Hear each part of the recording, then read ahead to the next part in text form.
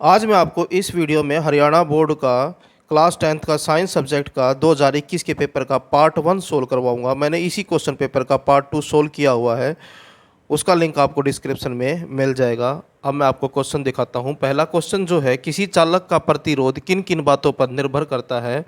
तो आंसर देखिए इसका, किसी चालक का प्रतिरोध निम्नलिखित बातों पर निर्भर करता है। पहला पॉइंट है तार की लंबाई। किसी चालक का प्रतिरोध उसकी लंबाई के समानुपाती होता है।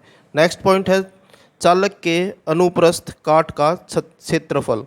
किसी चालक का प्रतिरोध उसके अनुप्रस्थ काट के क्षेत्रफल का व्युत्क्रमानुपाती होता है। नेक्स्ट है किसी चालक का प्रतिरोध उस चालक के पदार्थ की प्रकृति पर निर्भर करता है। नेक्स्ट क्वेश्चन है क्वेश्चन नंबर 2, उस लेंस की फोकस दूरी ज्ञात कीजिए जिसकी क्षमता +2.0 d है। यह किस प्रकार का लेंस है। इस लेंस का एक उपयोग लिखिए। तो आंसर यहाँ से आपका आंसर है। अतः लेंस की अभीष्ट फोकस दूरी -50 सेंटीमीटर है तथा यह अपसारी अवतल लेंस होगा। इसका उपयोग निकट दृष्टि दोष के निवारण के रूप में किया जाता है। नेक्स्ट क्वेश्चन है क्वेश्चन नंबर 3, नामांकित आरेख खींचकर किसी विद्युत मोटर के सिद्धांत एवं संरचना का वर्णन कीजिए।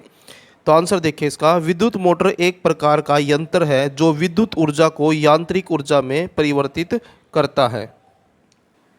सिद्धांत देखिए, जब किसी कुंडली को चुंबकीय धारा में रखकर उसमें विद्युत धारा प्रवाहित की जाती है तो उसमें एक बल कार्य करता है जो कुंडली को उसके अक्ष पर घुमाता है। इसके बाद इसका चित्र आएगा जो मैंने नहीं बनाया, आप बना लीजिएगा। संरचना, एक विद्युत मोटर के निम्नलिखित मुख्य भाग होते हैं। सबसे पहला भाग है चुंबक।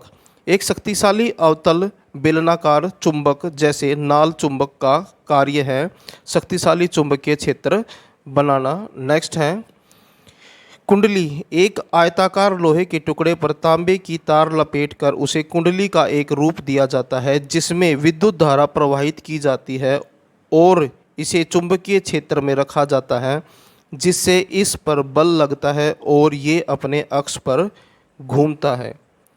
नेक्स्ट है विभक्त विलय, यह अर्धगोल छल्ले होते हैं और एक दिक् परिवर्तक का कार्य करते हैं। ये कुंडली के दोनों सिरों से परस्पर जुड़ी होती हैं और कुंडली के अर्ध घूर्णन के बाद ये विद्युत धारा को उत्क्रमित करती है।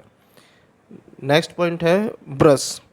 B1 और B2 दो ग्रेफाइट या लचीले धातु की छड़ें हैं जो अर्धगोल छल्लों से परस्पर जुड़े होते हैं और इनका काम कुंडली को निरंतर विद्युत धारा भेजना है। नेक्स्ट पॉइंट है बैटरी। दिष्ट विद्युत धारा का अनेक सेलों की बैटरी को विद्युत शक्ति के रूप में प्रयुक्त किया जाता है। इसका काम कुंडली को विद्युत धारा उपलब्ध कराना है। नेक्स्ट क्वेश्चन है क्वेश्चन नंबर 4, तेल एवं वसायुक्त पदार्थों को किस गैस से प्रभावित किया जाता है और क्यों। आंसर देखें, तेल एवं वसायुक्त खाद्य पदार्थ को वायुरोधी बर्तनों में रखने से अपचयन की गति धीमी हो जाती है। तेल एवं वसायुक्त पदार्थों को नाइट्रोजन गैस प्रभावित गैस से प्रभावित किया जाता है ताकि इसमें अपचयन न हो सके। नेक्स्ट है NaHCO3 का सामान्य नाम व दो उपयोग लिखें। तो आंसर देखें, NaHCO3 को मीठा सोडा या खाने का सोडा कहते हैं। इसका प्रमुख उपयोग बेकरी में उपयोग आने वाले बेकिंग पाउडर बनाने में होता है। दूसरा पॉइंट है इसका उपयोग घरों में साफ सफाई के लिए होता है। नेक्स्ट क्वेश्चन है क्वेश्चन नंबर 6 का पहला ए पार्ट, परमाणु साइज समूह में कैसे बदलता है और क्यों, वर्णन कीजिए। समूह में ऊपर से नीचे जाने पर परमाणु का साइज बढ़ता है। ऐसा इसलिए होता है क्योंकि नीचे जाने पर एक नया कोष जुड़ जाता है। इससे नाभिकीय तथा सबसे बाहरी कोष के बीच की दूरी बढ़ जाती है और इस कारण नाभिक का आवेश बढ़ जाने के बाद भी परमाणु का साइज बढ़ जाता है। नेक्स्ट क्वेश्चन है डाबे राइनर के त्रिक का एक उदाहरण सहित वर्णन कीजिए। आंसर देखिए, आवर्त सारणी के इतिहास में जर्मन वैज्ञानिक डाबे राइनर के 3 तत्वों का त्रिक बनाया, जिन्हें परमाणु द्रव्यमान के आरोही क्रम में रखने पर बीच वाले तत्व का परमाणु द्रव्यमान अन्य 2 तत्वों के परमाणु द्रव्यमान का लगभग औसत होता है। इस नियम को डाबरे राइनर का त्रिक का नियम कहते हैं। नेक्स्ट क्वेश्चन है क्वेश्चन नंबर 7, परागण क्रिया निषेचन क्रिया से किस प्रकार भिन्न है। तो आंसर देखिए, पहले परागण वह क्रिया जिसमें परागकण स्त्री केसर के वर्तिकाग्र तक पहुँचते हैं, परागकण कहलाती है। निषेचन वह क्रिया जिसमें नर युग्मक और मादा युग्मक मिलकर युग्मनज बनाते हैं, निषेचन कहलाती है। नेक्स्ट पॉइंट है, यह जनन क्रिया का प्रथम चरण है, यह जनन क्रिया का दूसरा चरण है। परागकणों के स्थानांतरण के लिए वाहकों की आवश्यकता होती है, इस क्रिया में वाहकों की कोई आवश्यकता नहीं होती। नेक्स्ट क्वेश्चन है क्वेश्चन नंबर 8, गर्भ निरोधन की किन्हीं 3 विधियों का वर्णन कीजिए। तो आंसर देखिए, पहला है रासायनिक विधि, अनेक प्रकार के रासायनिक पदार्थ मादा निषेचन को रोक सकते हैं, स्त्रियों के द्वारा गर्भ निरोधक गोलियां प्रयुक्त की जाती हैं। नेक्स्ट है शल्य, पुरुषों में नसबंदी तथा स्त्रियों में भी नसबंदी के द्वारा निषेचन रोका जाता है। नेक्स्ट पॉइंट है भौतिक विधि, विभिन्न भौतिक विधियों से शुक्राणुओं को स्त्री के गर्भाशय में जाने से रोक दिया जाता है। गर्भधारण को रोकने के लिए लूप या कॉपर टी को गर्भाशय में स्थापित किया जाता है। नेक्स्ट क्वेश्चन है क्वेश्चन नंबर 9, जाइलम तथा फ्लोएम के वहन में क्या अंतर है। जाइलम, आंसर देखें, जाइलम निर्जीव उत्तक है, ये जड़ों से जल और घुले हुए लवणों को पत्तियों में पहुंचाते हैं।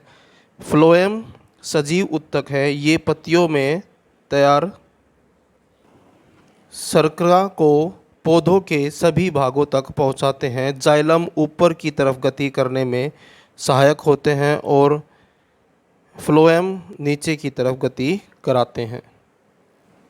ये अथवा वाले क्वेश्चन हैं जो चॉइस में दिए गए हैं। क्वेश्चन है वायवीय तथा अवायवीय श्वसन में क्या अंतर है। आंसर देखें, वायवीय श्वसन ग्लूकोज का ऑक्सीकरण करके कार्बन डाइऑक्साइड और पानी उत्पन्न करता है, जबकि अवायवीय श्वसन में ग्लूकोज का अपूर्ण ऑक्सीकरण होता है और अल्कोहल और कार्बन डाइऑक्साइड उत्पन्न होते हैं।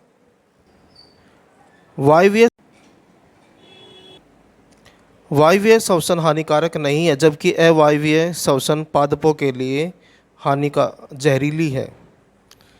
नेक्स्ट क्वेश्चन है स्वपोषी पोषण के लिए आवश्यक परिस्थितियां कौन सी हैं और उसके उपोत्पाद का क्या है। नेक्स्ट आंसर देखें इसका, स्वपोषी पोषण के लिए आवश्यक परिस्थितियां निम्नलिखित हैं। पहला पॉइंट है क्लोरोफिल की उपस्थिति, दूसरा पॉइंट है कार्बन डाइऑक्साइड की उपस्थिति, तीसरा पॉइंट है जल की उपस्थिति, प्रकाश संश्लेषी एंजाइम की उपस्थिति, सूर्य के प्रकाश की उपस्थिति, प्रकाश संश्लेषण के उत्पाद, ऑक्सीजन, रासायनिक ऊर्जा।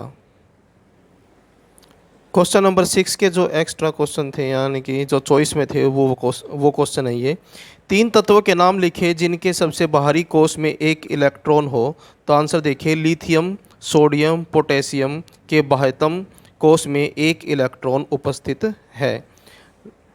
उसी का सेकंड पार्ट देखें, सेकंड क्वेश्चन, आवर्त सारणी में मेंडलीफ द्वारा कौन सा मापदंड अपनाया गया। आंसर देखिए इसका, मेंडलीफ ने उस समय ज्ञात 63 तत्वों को एक मापदंड सिद्धांत पर वर्गीकृत किया। उस नियम के अनुसार तत्वों के गण उनके परमाणु के आवर्त फलन होते हैं। पहला पॉइंट है परमाणु द्रव्यमान को तत्व का मूल गुण माना गया। दूसरा पॉइंट है तत्व के वर्गीकरण के लिए उसके द्वारा बनाए गए हाइड्राइड तथा ऑक्साइड के सूत्र को आधार बनाया गया। तीसरा पॉइंट है तत्वों के भौतिक तथा रासायनिक गुणों में समानता को भी ध्यान में रखा गया। तो ये था आपका क्लास 10th का साइंस सब्जेक्ट का पार्ट 1। वीडियो अच्छी लगे तो लाइक करें और चैनल को सब्सक्राइब करें। धन्यवाद।